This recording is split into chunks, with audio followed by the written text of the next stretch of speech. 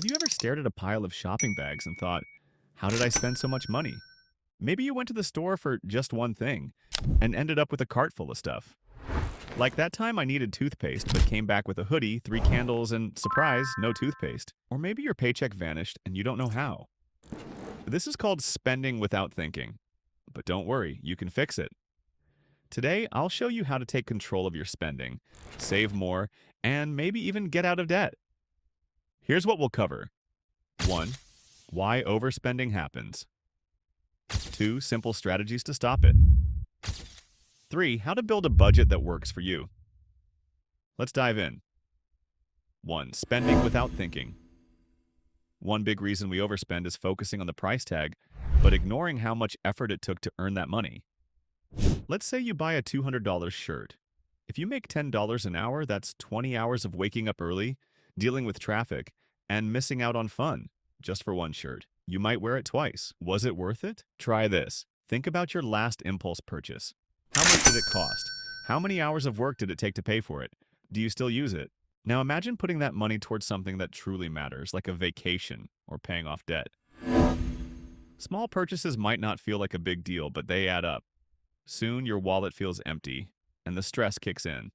2. Your money mindset. Even people with millions of dollars overspend sometimes. Mr. Beast, one of the biggest YouTubers in the world, admits he struggles with this.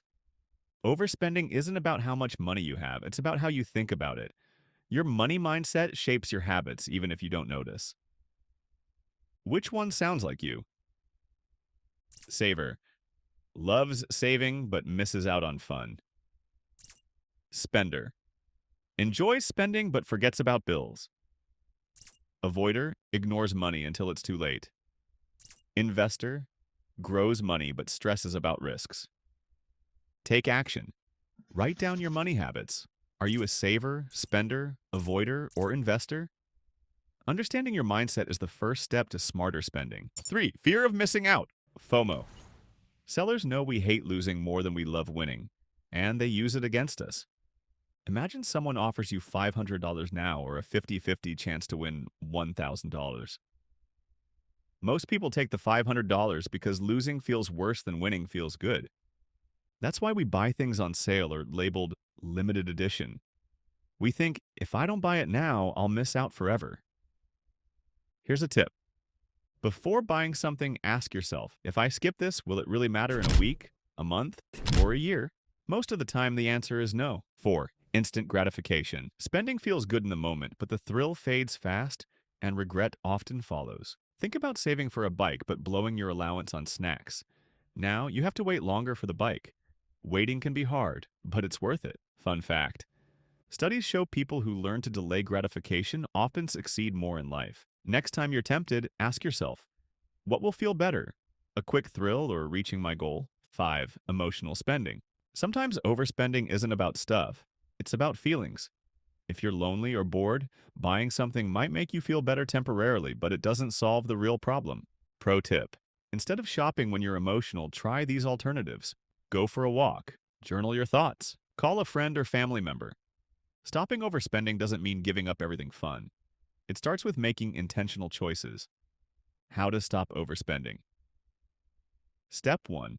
Create a value-based budget. The word budget sounds boring, but a value-based budget is different. It lets you spend on what truly matters to you. Enjoy your treat yourself moments, just within reason. Buy the latte, but maybe skip the $300 shoes you didn't plan for. Simplify. Focus on one clear goal instead of juggling multiple ones. For example, save $200 for a bike instead of dividing it into smaller, scattered goals. Keeping it simple reduces stress and mistakes. Step 2. Use cash for big purchases.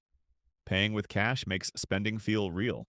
You see the money leaving your hand and it stings a little. That sting helps you ask, is this really worth it? Credit cards aren't bad, but if you can't pay the bill in full at the end of the month, don't swipe. Treat your credit card like cash. If it's not in your wallet, don't spend it. Step 3. Try the 24-hour rule. When you're tempted to buy something you didn't plan for, wait 24 to 48 hours.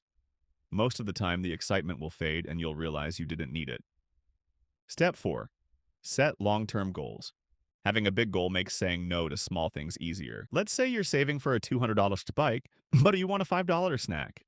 If the bike means more to you, skipping the snack feels worth it. Think of your choices like building a Lego set. Each small decision adds up to something amazing. Your money should match what's important to you, not ads, trends, or FOMO. When you focus on what truly matters, you'll feel less stress, have more savings, and finally take control of your life. What's something you bought and wish you hadn't? Share it in the comments below. Also, let me know, what's your big savings goal right now?